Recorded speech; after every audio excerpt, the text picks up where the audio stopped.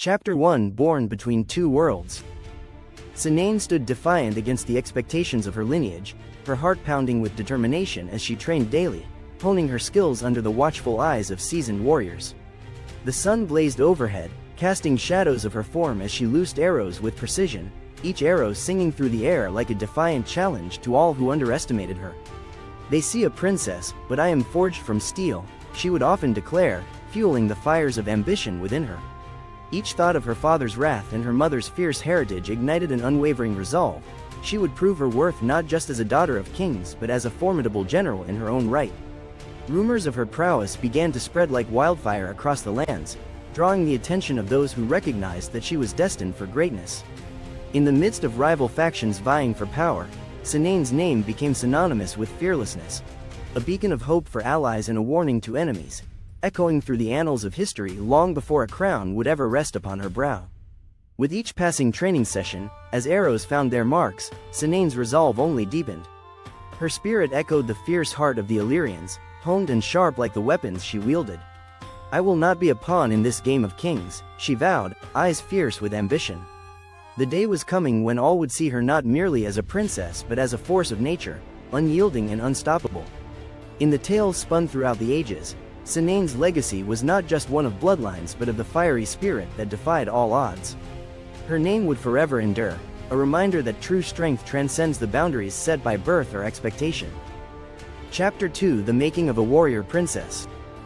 By the time Adia reached her teenage years, Cynane had molded her into a fierce warrior, instilling in her the same indomitable spirit that guided her own life. Together, they would often train under the watchful eye of the sun, where steel met skill in a dance of power and precision.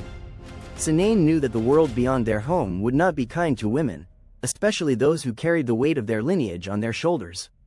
As they practiced their sword techniques, the clashing steel echoed in the quiet woodland, a symphony of strength amid the rustling leaves.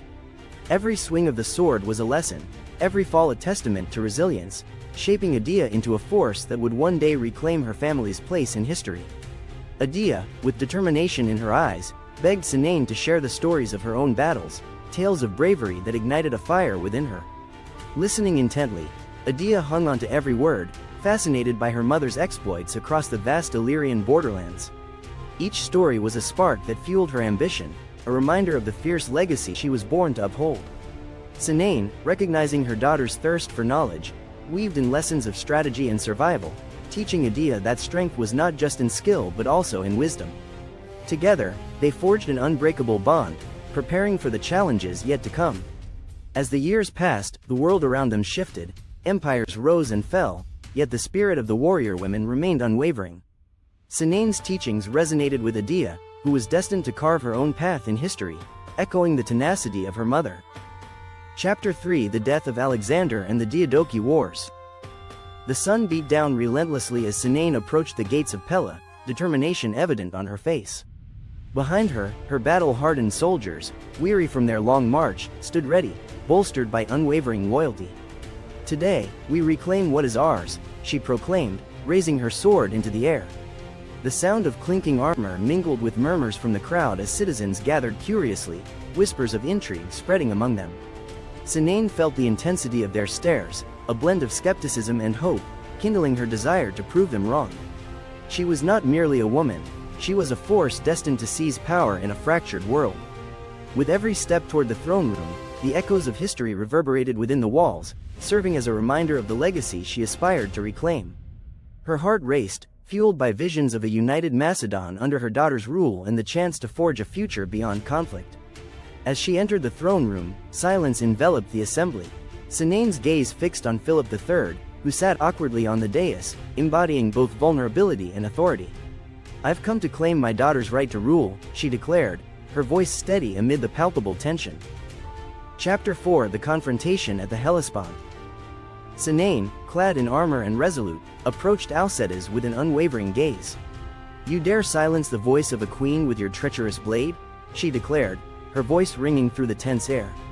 The soldiers, initially drawn by her boldness, shifted uneasily, their loyalty hanging in the balance. Alcedes, driven by his fears, met her fierce demeanor with cold resolve. "This conflict is not for you to dictate," he spat back, raising his weapon. Before another word could leave her lips, he struck with a swift, ruthless motion, leaving her lifeless on the ground.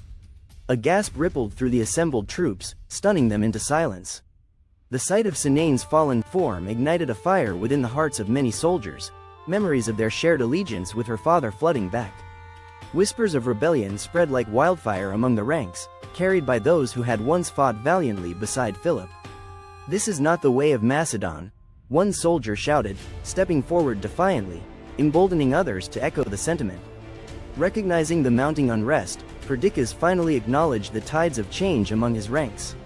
"If we are to uphold our honor, we must unite and honor the wishes of the soldiers," he declared, knowing he had little choice but to bend to their will. Thus, Cynane's legacy would shape the fate of Macedon as they prepared for the journey to Babylon. Chapter 5 Eurydice II, The Daughter's Rise. With a fierce determination in her eyes, Eurydice II donned her gleaming armor, feeling the weight of her ancestors' expectations on her shoulders. The soldiers gathered, whispering in disbelief at the sight of their queen ready to fight alongside them. Cassander stood beside her, nodding with respect as she addressed the men, her voice steady and commanding. "Together, we will reclaim our destiny. No longer shall we stand in the shadows of our fathers." The murmurs intensified. Her bravery sparked a flicker of hope among them. "Today, we forge a new path." With her heart racing, Eurydice raised her sword high, the sunlight glinting off its blade like her ambition. "For Macedon, for our future," she shouted, a battle cry that resonated deeply through the ranks. The men, once hesitant, now roared in response, united under their queen's banner, ready to face the coming storm. Chapter 6 The Fall and the Final Defiance. In the shadowy depths of court intrigue, Olympia's cold gaze bore down on Eurydice, whose spirit flickered like a candle in the wind. "You can choose your end," Olympia said, her voice a chilling melody, "yet there is no escape from your fate." The weight of despair settled upon Eurydice as she contemplated the grim options laid before her, the footsteps of history echoing loudly in her mind. In that moment of stark clarity, she resolved to embrace her fate on her own terms, refusing to let the power struggles and betrayals define her legacy.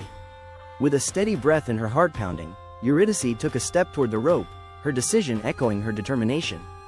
With tears glistening in her eyes, Eurydice tied the girdle around her neck, a bittersweet somberness enveloping her. In her final moments, Eurydice surrendered not to death but to a profound assertion of autonomy, a tragic yet profound testament to her unyielding spirit.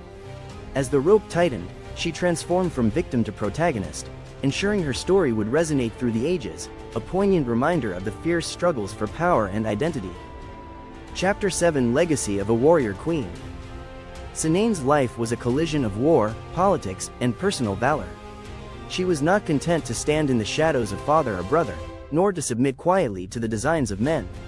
She fought, negotiated, and died for her vision, a vision of Macedonian queenship rooted in Illyrian courage and Macedonian ambition. Her legacy was not only in the bloodline she advanced but in the example she set.